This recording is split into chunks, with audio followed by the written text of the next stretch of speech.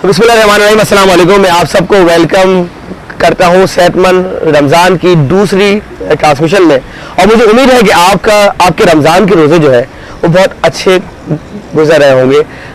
जैसा कि आप जानते हैं कि ये सेहतमंद रमज़ान जो है वो आप देखते हैं रोज़ाना की बुनियाद पर हमारे फेसबुक के पेज और हमारे यूट्यूब के चैनल डॉक्टर शेख मोहम्मद सऊद पर। इस सेहतमंद रमज़ान के जो मेन स्पॉन्सर है वो है समर 10। इसके साथ साथ इसके जो सपोर्टिंग पार्टनर्स हैं उसमें है लैनिक फ्रांस लेबॉर्ट्रीज और Hahnemann book store and pharmacy and park online shopping. इसके साथ साथ एक इंपॉर्टेंट बात मैं आपको बताता हूँ कि रेक्सो रूबिया जो है वो बहुत इंपॉर्टेंट है।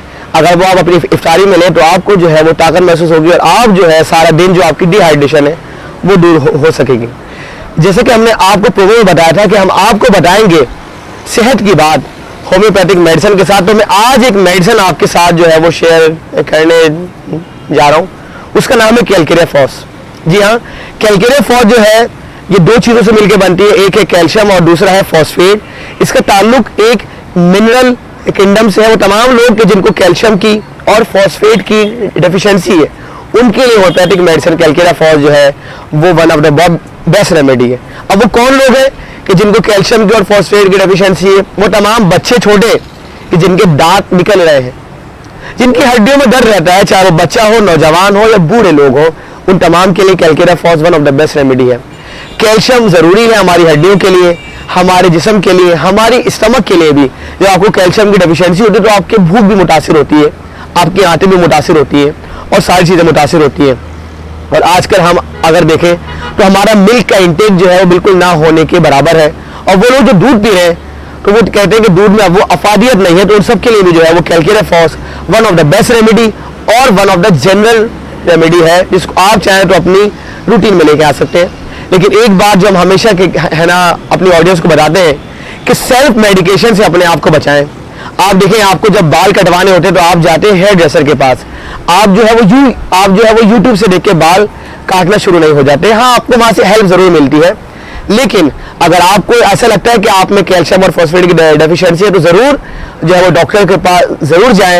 या आप चाहें तो हमसे भी रब्ता कर सकते हैं। आप इस वीडियो के जो है वो कमेंट में हमें बता सकते हैं। हाँ, हमारी टीम जो है वो आपसे कांटेक्ट करेगी और आपके हेल्थ के मसले को जो है वो हल किया जाएगा। आज हमारे साथ अगले सेगमेंट में हमारे गेस्ट मौजूद हैं। वो बहुत ही फेमस पर्सनैलिटी है, एजुकेशन से उनका ताल्लुक है। हम आपकी उनसे बात करवाएंगे और वो तमाम यूथ जो है जो हमें सुन ली उनके लिए बड़ा इंपॉर्टेंट आज का दिन है और उसकी बात होगी। तो आए चलते हैं अपने अगले सेगमेंट की जानिब।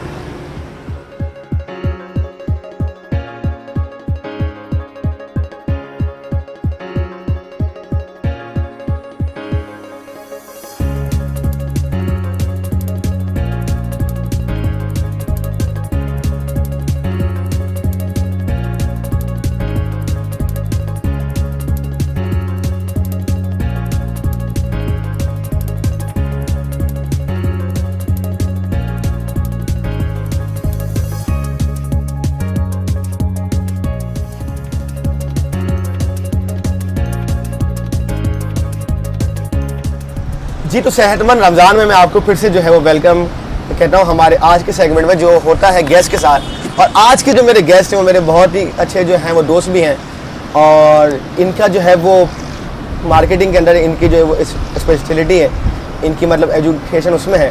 इसके साथ साथ जो है गुरुजी कोचिंग सेंटर जो है ये उसके ऑनर भी हैं और बहुत हज़ारों की तादाद में जो है वो सर के स्टूडेंट्स हैं। इसके साथ साथ ये एक सॉफ्ट स्किल ट्रेनर भी हैं और मुख्तलिफ जो है वो जो लोग हैं उनको जो है वो सॉफ्ट स्किल की जो है वो ट्रेनिंग भी देते हैं। सबसे पहले तो हम है ना वेलकम कहना चाहेंगे सर मुर्तज़ा अमीन। अस्सलाम वालेकुम सर। वालेकुम अस्सलाम, कैसे हैं आप? खैरियत है? मैं बिल्कुल ठीक ठाक। आप सबसे पहले ये बताएं कि आपके जो है वो रमज़ान के रोज़े जो है वो कैसे गुजरे? देखें, अभी तो जो है वो एक रोज़ा गया और माशाल्लाह जो है वो रमज़ान जो है वो एक मोटिवेशन लेके आता है ना। तो पहला रोज़ा भी बहुत अच्छा गया और एक रमज़ान की जो है वो शुरू से ही हमें वेट होता है, एक्सपेक्ट कर रहे होते हैं, चाहे वो 2 महीने पहले से जब रजब स्टार्ट हो जाए। हाँ। तो ये एक मोटिवेशन है कि 30 दिन जो बाकी 29 रोज़े हैं वो भी इंशाल्लाह बहुत अच्छे जाएंगे। तो पहले तो मैं जो है वो आप बहुत बहुत सारी नेक तमन्ना है आपके लिए, आपके शो और आपकी पूरी टीम के लिए। जी, तो आज का जो हमारा है ना शो, जो हमारे शो की थीम आपने देखी वो है सेहतमंद रमज़ान। और आपको हम देखते हैं कि आप माशाल्लाह जो हैं बहुत सेहतमंद हैं, फिट हैं। तो हमारी यूथ जो है सर, मैं देखता हूँ वो इस साइड पे आती नहीं है कि अपने फिटनेस की साइड पे आए, बस हमारे जहन में होता है कि काम करना है, जॉब करनी है। तो सबसे पहले तो आप ये बताएं कि जैसे हमारा थीम है सेहतमंद रमज़ान, सेहत यूथ के लिए जो है वो कितनी इंपॉर्टेंट है? देखिए, एक बहुत अच्छी बात, एक हदीस भी है कि तंदुरुस्ती जो है वो हज़ार नेमत है। बेशक बेशक। हम कोई भी काम, अगर आप खुद तंदुरुस्त नहीं है ना, अगर आप खुद हेल्दी नहीं है तो आप नहीं कर सकते। लाइफ के अंदर कोई भी चीज अचीव तब होगी जब आप खुद सेहतमंद है। आपकी मोटिवेशन जो है वो आपकी फिजिकली जो आपकी बॉडी है उससे। तो सेहतमंद रहने के लिए तो मैं कहूँगा कि मैं अपनी पर्सनल बात करूँ कि नॉर्मली यूथ के अंदर हमारे, बल्कि कराची के अंदर एक ट्रेंड है कि हम फास्ट फूड की तरफ बड़ा रुझान है हमारा। हम वीकेंड पे, पहले ऐसा होता था कि वीकेंड पे हम बाहर जाते थे खाना खाने के लिए, अब तो हम देखते हैं कि रोज के रोज हमारे जो है वो यूथ बहुत ज्यादा फास्ट फूड, बर्गर आ रहे हैं, पिज्जा आ रहे हैं। तो लेकिन मैं अपनी बात कर रहा हूँ, मैं 2-2, 3-3 महीने जो है वो डाइट को फॉलो कर रहा होता हूँ। अच्छा, कभी कभार 6-6 महीने, क्योंकि मुझे पता है कि अगर आपने एक इंसान की बॉडी भी एक मशीन है ना, तो इस मशीन को आप जिस तरीके से संभाल के चलेंगे वो उसी तरीके से आपके साथ चलेगी। तो लाइफ टाइम तो ये सब कुछ रहना नहीं है। तो अपने आप को खुद सेहतमंद रखने के लिए आपको बहुत सारी चीजों का ख्याल रखना पड़ता है, और अगर आप सेहतमंद हैं तो फिर बाकी सारे गोल्स आपके साथ साथ चलते रहते हैं। बहुत अच्छी बात बताई कि आपने कि सेहतमंद रहना बहुत ज़रूरी है, चाहे वो रमज़ान हो या आम महीने हो। अच्छा सर, हम देखते हैं कि जैसे ये हमारे पाकिस्तान में कोविड-19 और सारी दुनिया के अंदर आए, तो बहुत सारी चीज़ों का इसमें नुकसान हुआ, लेकिन एजुकेशन में बहुत नुकसान हुआ, खासतौर पर हमारे कराची शहर में। तो आपके समझते हैं क्या हम इसको रिकवर कर लेंगे, या हम कर रहे हैं इसको रिकवर? देखिए, कोविड से नो डाउट पूरी दुनिया के अंदर तमाम जितनी इंडस्ट्रीज थी उन सबको उसने इफेक्ट किया। ऐसा नहीं है कि सिर्फ तालीमी इदारे जो है वो इससे मुतासिर हुए हों, हर कारोबार इससे मुतासिर हुआ है। लेकिन अगर हम पाकिस्तान के अंदर एजुकेशन इंडस्ट्री की बात करें तो मैं ये कह सकता हूँ कि एजुकेशन इंडस्ट्री को कोविड ने जो है वो जमीन पर पटक दिया। मतलब बहुत सारे इदारे, इसमें तालीमी इदारे जो है वो कोविड के दरमियान बंद हो गए। उसकी बहुत सारी वजूहत हैं, हम सिर्फ कोविड को जिम्मेदार नहीं ठहरा सकते ना। मैं ये कहूँगा कि इसमें प्रॉपर जो है वो गवर्नमेंट जो है उनकी पॉलिसीज जो है उन्होंने उन्होंने तालीमी इदारों को जो है वो नुकसान पहुँचाया।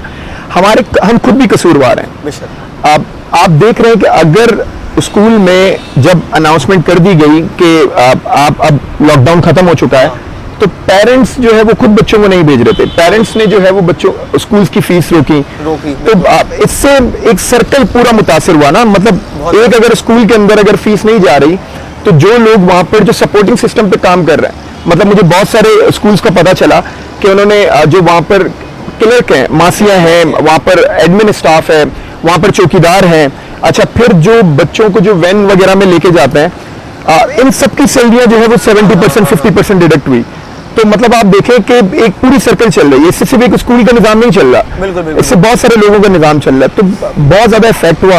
और अगर हम इसको देखें बेहतरी की तरफ हम जा रहे हैं या नहीं जा रहे, तो किसी हद तक हम बेहतरी की तरफ जा रहे थे कि इससे पहले कि हमारे पास ये जो सेकंड और थर्ड वेव की जो हमारे पास अभी एक नई कहानी चल रही है, और जैसे ही हमारे जो तालीमी ठेकेदार हैं अगर मैं कहूँ, तो उन्होंने जो दूसरी अनाउंसमेंट की, तो उसके बाद दोबारा से आप देखें, मुझे लगता है कि अगर इस साल भी अगर यही चलता रहा तो हम आने वाले 10 साल तक इसका नुकसान, इसका अजाला कवर नहीं कर सकते।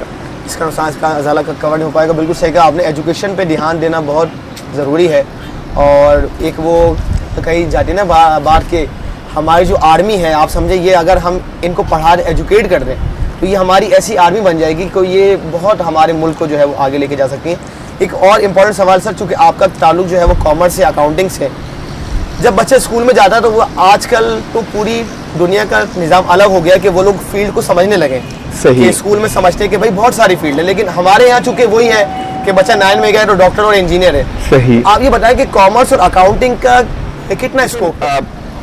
नॉर्मली जब भी बात होती है करियर की, अगर पाकिस्तान के अंदर एक ये मिथ क्रिएट कर दी गई है कि अगर आपसे पूछा जाए कि स्कोप, जब आप मैट्रिक खत्म करते हैं या 9 के अंदर जब बच्चा जाता है, जब उसके सामने फील्ड्स आती हैं, तो नॉर्मली ये समझा जाता है कि अगर आपने साइंस ले लिया तो फिर आपका करियर जो है ना वो मतलब 4 चांद लग जाएंगे। और जिसको कुछ नहीं आता, नॉर्मली ये मैं हर बार कहता हूँ कि जिसको कुछ नहीं आता, ये नॉर्मली एक माइंडसेट बनाया हुआ है कि जिसको कुछ नहीं आता वो कॉमर्स ले लेता है। तो इंतहाई गलत है, क्योंकि देखें जब तक मेरा एक मानना है कि जब आप कॉमर्स के लिए पढ़ना चाहें या साइंस की तरफ जाना चाहें, अच्छा साइंस में भी 2 फील्ड आ जाती है हमारे पास कि अगर आप प्री इंजीनियरिंग की तरफ जाना चाह रहे हैं या फिर अगर आप बायो की तरफ जाना, बल्कि 3 फील्ड आ जाती है हमारे पास, या कंप्यूटर की तरफ जाना चाह रहे हैं, पहले तो आप खुद उसका स्कोप देखें कि यहां से मुझे आगे रास्ता कहां जा रहा है। बिल्कुल। अगर एक मिसाल के तौर पे अगर आप डॉक्टर बनना चाहते हैं तो डॉक्टर में ही डिफरेंट, आप माशाल्लाह खुद जो है वो होम्योपैथिक के डॉक्टर हैं, तो बहुत सारे लोग डेंटिस्ट बनते हैं, लोग कार्डियोलॉजिस्ट बनते हैं, ठीक है, फार्म डी बनते हैं। अगर हम कॉमर्स की बात करें, देखिए कॉमर्स एक बहुत बड़ा, एक कहते हैं ना, मैं इसको कह दूं कि मतलब मैं वर्ड में डिस्क्राइब नहीं कर सकता, एक बहुत बड़ी फील्ड है। कॉमर्स के अंदर नॉर्मली लोग समझते हैं कि कॉमर्स जो है वो अकाउंट्स का नाम है। पहले तो मैं क्लियर करता चलूं, कॉमर्स जो है वो बिजनेस का नाम है, ठीक है। कॉमर्स एक दूसरा नाम है बिजनेस का। तो अकाउंट्स तो सिर्फ एक पार्ट है, मतलब आप कॉमर्स का नाम लेके आप ये नहीं कह सकते कि अगर आप कॉमर्स ले रहे हो तो आप जो है वो अकाउंटेंट बन जाओगे, नहीं। अगर कॉमर्स, एक मिसाल के तौर पे अगर कोई बच्चा या कोई स्टूडेंट अगर वो मेडिकल की तरफ जाता है तो हमें इतना तो क्लियर होता है कि वो डॉक्टर बनेगा, चाहे वो लोगों के दांत निकाल रहा हो या वो दिल का ऑपरेशन कर रहा हो, डॉक्टर बनेगा। इसी तरीके से अगर हम बात करें कि अगर कोई प्री इंजीनियरिंग ले रहा है तो at the end of the day वो इंजीनियर बनेगा। लेकिन जब कॉमर्स की बात आती है तो लोगों का इतना दिमाग खराब है कि वो कहते हैं कि अगर आप कॉमर्स ले रहे हो तो आप अकाउंटेंट बनोगे। अच्छा, ये एक बड़ा, क्योंकि लोगों को पता नहीं होता। अगर आप कॉमर्स लेते हो तो मेरे हिसाब से आपको बनना बिजनेसमैन चाहिए, क्योंकि कॉमर्स नाम बिजनेस का है। अच्छा, अब जब शुरू में डेफिनेशन मैंने आपको बता दी कि आपको बनना बिजनेसमैन चाहिए, तो मेरे हिसाब से सबसे ज्यादा इंटरेस्टिंग सब्जेक्ट तो ये हो गया, क्योंकि हमारे यहाँ पर जो यूथ के अंदर जो रेस लगी हुई है वो है पैसे की कि किसी तरीके से वो कहते हैं ना डबल कर लूं मैं। अच्छा, तो डबल का जो कॉन्सेप्ट है वो आपको बिजनेस ही करवाता है ना। अच्छा, कोई इंजीनियर हो या डॉक्टर हो, दोनों को अगर बिजनेस नहीं आता तो at the end of the day वो भी कहीं जॉब कर रहे होंगे। तो कॉमर्स के अंदर सिर्फ अकाउंट्स नहीं है, you can be a manager. अच्छा। आप मैनेजर हो सकते हैं किसी मल्टीनेशनल कंपनी के अंदर। अच्छा, और आपकी सैलरी जो है वो मतलब अगर मैं कहूं तो थाउजेंड्स लाख की बात नहीं कर रहा, लोग करोड़ों में कमाते हैं, ठीक है। इसी तरीके से आप किसी जगह पे, अच्छा इसके अंदर फिर मार्केटिंग की बहुत बड़ी फील्ड है। आपकी जो है वो बैंकिंग सेक्टर एक कॉमर्स का बहुत बड़ा पार्ट है। इकोनॉमिक्स डिपार्टमेंट जो है वो भी कॉमर्स से रिलेटेड आ जाती है, इकोनॉमिक्स की बहुत बड़ी फील्ड है। इसी तरीके से हम बात करें सप्लाई चेन, हमारा ह्यूमन रिसोर्स हो गया, तो ये वो नाम है जो मैं अभी टर्म्स बता रहा हूं, अगर मैं इनको समझाने लगूं तो इसके अंदर भी छोटी छोटी बहुत सारी फील्ड्स निकलती हैं। तो कॉमर्स एक अम्ब्रेला है, उस अम्ब्रेला के अंदर अकाउंट सिर्फ एक नॉर्मल से डिपार्टमेंट है, फाइनेंस डिपार्टमेंट होता है। तो कुछ लोग फाइनेंस की तरफ चले जाते हैं, कुछ लोग जो है वो एचआर की तरफ चले जाते हैं, कुछ लोग मार्केटिंग की तरफ चले जाते हैं, और जो मेन कोर एरिया है वो है बिजनेस का। तो कॉमर्स आपको सिखाता है बिजनेस कैसे चलाना है, चाहे वो आपका खुद का हो या चाहे किसी और का हो। अगर अपना चला रहे हो तो you will be a businessman, और अगर किसी और का चला रहे हो तो you will be a manager. तो आप हो सकता है अकाउंट्स मैनेजर हो गए, आप हो सकता है मार्केटिंग मैनेजर हो गया, आप हो सकता है एचआर मैनेजर हो गया। और मैं फिर यही कहूंगा, यही वजह है कि अब कॉमर्स की इंपॉर्टेंस जब लोगों को पता चली बाद में, तो यही वजह है कि अब एमबीबीएस किए हुए डॉक्टर को जो है वो बिजनेस की बुक्स पढ़ाई जाती हैं। और उनके लिए बहुत सारी जगहों पे कंपलसरी कर दिया गया है कि वो एमबीए करके आए। क्योंकि होता ये था कि वो डॉक्टर तो बन जाते थे, लेकिन फिर किसी सेठ के पास वो अपना काम जॉब कर रहे होते थे 9 to 5। तो उनको सिखाने के लिए कि अगर आप डॉक्टर तो बन गए, लेकिन अगर अपना हॉस्पिटल चलाना है तो आपको एमबीए करना है। इसी तरीके से एक इंजीनियर जो है वो इंजीनियरिंग तो कर लेता था, लेकिन उसको अब मैनेजमेंट की बुक्स पढ़ाई जाती है, उसको हिसाब किताब भी सिखाया जाता है कि हिसाब किताब तो आपकी लाइफ के अंदर जाहिर सी बात है, आप सैलरी भी ले रहे हो, और अगर आप अपनी जितना एक्सपेंस है, आपकी जितनी आप कंजप्शन कर रहे हो, वो आप पैसे देना, ये ट्रांजेक्शन जो है गिव एंड टेक, ये तो आपकी लाइफ के एंड तक चलती रहेगी। तो ये तो आपको आना चाहिए। और मेरे ख्याल से आप इंजीनियरिंग करें या आप मेडिकल करें, कॉमर्स जो है ना वो पिलर है, उसके बगैर आप कामयाब नहीं हो सकते। बिल्कुल कामयाब नहीं हो सकते आप। बहुत अच्छे से आपने सर वो बताया कि कॉमर्स, आपने भी यकीनन बहुत सारी बातों से इस्तेफादा जो है वो उठाया होगा। आपके जहन में अगर और कोई सवाल है तो आप वो जो है वो कमेंट्स में हमें बता सकते हैं, हम जो है सर से पूछने के बाद आपको ज़रूर वो देंगे उसका आंसर। सर लास्ट मैसेज हमारी यूथ को क्या है वो आप दें। देखिए यूथ को मैसेज जो है वो सबसे पहले तो मैं कहूँगा, जिस तरह रमज़ान का महीना है, ठीक है, तो रमज़ान के हवाले से मैं बात करूँगा कि जो रोज़ा हम रखते हैं ना, उससे भी हमें बड़े सबक मिलते हैं। सबसे जो पहला सबक है वो है पेशेंस, सब्र का, ठीक है। तो पहले तो यूथ के अंदर जो हमारी जो है वो सब्र खत्म होती जा रही है, तो हम रोजे से ही देखते हैं रमजान के अंदर कि हमें जो है वो सब्र रखनी चाहिए हर काम के अंदर, चाहे वो सक्सेस हो, चाहे वो आपने कोई करियर चूज किया है, चाहे वो आप कोई काम स्टार्ट कर रहे हो, जब तक सब्र नहीं है तो आप कोई चीज अचीव नहीं कर सकते। सेकंड चीज मैं कहूंगा डिसिप्लिन। रोजा जो है वो आपको डिसिप्लिन सिखाता है, राइट। आप रोजे के अंदर हमें कुछ कहते हैं ना डूज एंड डोंट्स होते हैं कि ये करना है और ये नहीं करना। तो अगर आप रोजे को ही अगर अपने ये इस जो डिसिप्लिन को अगर अपनी लाइफ में लेके आ जाए, इस कॉन्सेप्ट को कि ये करना है ये नहीं करना, तो भी जो है वो मतलब आपके लिए जो है वो आगे कामयाबी बड़ी पड़ी हुई है। आप अपने गोल्स को आराम से अचीव कर सकते हैं। एक पैशंस हो गया, एक डिसिप्लिन हो गई, टाइम मैनेजमेंट तीसरी चीज मैं कहूंगा कि टाइम मैनेजमेंट का ख्याल रखें। रोजे के अंदर बड़े हम टाइम के मैनेज हो जाते हैं ना, हमें पता होता है सहरी कब करनी है, इफ्तारी कब करनी है, तो ये हमें टाइम मैनेजमेंट सिखा रहा है कि किस वक्त क्या नमाज अदा करनी है। हम बड़ी नमाज के पाबंद हो जाते हैं, हम वक्त के एक्चुअली पाबंद हो जाते हैं। और उसमें स्पेसिफिक टाइम भी है ना कि इतना मिनट पे मुझे सहरी बंद करनी। और अगर ये कॉन्सेप्ट अगर हम नॉर्मल अपनी लाइफ में अगर अडॉप्ट कर लें तो आप देखें कि हम कहाँ जा सकते हैं। और लास्ट बात मैं करूंगा कि अपने अंदर इखलाक लाएं। हुजूर पाक का कौल है कि जिसका तुम में से बेहतर वो है, यानी बेहतरीन वो है, अल्लाह कमी पेशी माफ करे, मैं अपने अल्फाज में ट्रांसलेट कर रहा हूँ, जो इखलाक में अच्छा हो। आज हम में इखलाक की कमी है। इखलाक का मतलब है हुस्न सलूक। आप किस तरीके से दूसरों के साथ पेश आते हैं, अपना बिहेवियर दुरुस्त करें। हम नॉर्मल देखते हैं रमजान के अंदर तो हमारे अंदर एक बड़ा एग्रेशन आ जाता है, मतलब हमने रोजा रख के जो है वो कोई तीर मार लिया हो। लेकिन इसके अलावा भी अगर हम देखें नॉर्मल लाइफ के अंदर भी हमें हुस्न इखलाक से हर किसी से पेश आना चाहिए। इखलाक जो है ना वो आपकी जबान वो जितनी मिठास के साथ होगी तो लोग, मैं कहता हूँ आपकी दुनिया आपके आगे पीछे होगी। बस इखलाक का जो है वो इखलास का दामन ना छोड़ें, हर किसी से अच्छे से मिलें, अच्छे से बात करें, अपनी जबान को साफ रखें। बस ये एक मेरा मैसेज है, अगर यूथ तक पहुंच जाए तो। बहुत शुक्रिया, आपने हमें बहुत सारे इल्म से जो है वो इस बाद हमें फरमाया, हमने बहुत कुछ जो है वो सीखा। इवन कि मैंने बहुत कुछ सीखा। मैं कॉमर्स के बारे में जो है अपने स्टूडेंट को बता सकता हूँ अगर कोई मुझसे सवाल पूछता है। बाकी आप हमें जो है वो कमेंट्स में ज़रूर बताएं कि आपको जो है वो क्या सीखा आपने, और कुछ सवाल है तो वो भी हमें बताएं। आप सबका बहुत बहुत शुक्रिया। अस्सलामुअलैकुम, मैं हूँ परिसर सिद्दीकी। उम्मीद करती हूँ आप सब खैरियत से होंगे। मेरी तरफ से आप सबको रमज़ान मुबारक। आज के दिन मैं आपको अहदीस शरीफ बताऊंगी जो कि सही बुखारी है।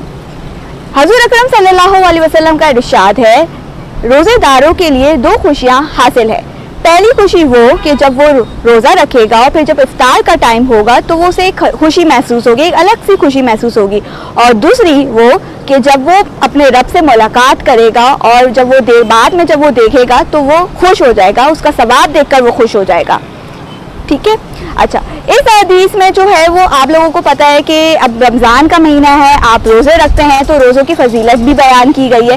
पहली चीज़ ये कि जब आप इफ्तार करेंगे तो आपके सामने जो है वो डिफरेंट चीज़ें रखी हुई होंगी, समोसे रखे हुए होंगे, पकोड़े रखे होंगे, तो आपके अंदर ही एक पेशेंस होगा कि नहीं, मुझे अभी ये नहीं खाना, क्योंकि अभी ये पर्टिकुलर जो टाइम जो हमारे अल्लाह ताला ने दिया है वो अभी टाइम नहीं हुआ है। और दूसरी चीज़ ये कि जब आप क़यामत के तो पहले में उसको एक अजीब सी खुशी, एक सेटिस्फेक्शन महसूस होगी। और दूसरी खुशी जब वो तब महसूस करेगा जब वो अपने रब से मुलाकात करेगा। यानी कि अपने रब से मुलाकात का मतलब जब वो क़यामत के रोज़ जब वो जन्नत में दाखिल होगा, वहाँ देखेगा इतने सारे जो है वो उसके लिए गिफ्ट्स रखे हुए अल्लाह ताला ने। और फिर और जब वो देखेगा कि वहाँ पे देखेगा इतने सारे गिफ्ट्स हैं तो वो अलग से उसको सेटिस्फेक्शन मिलेगी कि भाई कि अल्लाह के कितना खूबसूरत जो है वो मुझे मिला, सिर्फ और सिर्फ मैंने रोज़ा रखा और सिर्फ रोज़े की वजह से जो है वो मुझे अल्लाह ताला ने इतने तोहफे जो है वो मुझे मेरे लिए मुकर्रर किए। सो आप डॉक्टर साहब आप बता सकते हैं कि बात आपने बताई, मैं तो उस मंजर में हूँ कि क़यामत का मंजर होगा और रोज़ेदार सब सामने हैं बेशक, और अल्लाह ताला उनसे फरमाएंगे कि ये वो तोहफे हैं जो तुम्हें हमने इसलिए दिए हैं कि तुमने हमारे लिए रोज़ा रखा। बेशक, तो तासीन ये देखिए कितनी अहम बात है रोज़ेदारों के लिए कि अगर वो रोज़ा रखें तो एक तो खुशी वो है कि आपने बताया कि जब वो इफ्तारी करेगा तो उसको खुशी का एहसास है, और दूसरी वो क़यामत के दिन क्या खुशी मिलेगी, सेटिस्फेक्शन मिलेगी कि क्या अल्लाह खुश करेगा अपने बंदों को, और बहुत सवाब की बात है। और मुझे उम्मीद है कि आपको इनकी बात समझ में आई होगी। हमें कमेंट सेक्शन में ज़रूर बताएं। जी बिल्कुल, ज़रूर बताइएगा। जज़ाकल्लाह। Presented by Summit 10, supporting partner Henneman Bookstore and Pharmacy, Lanning Laboratories, and Park Online Shopping.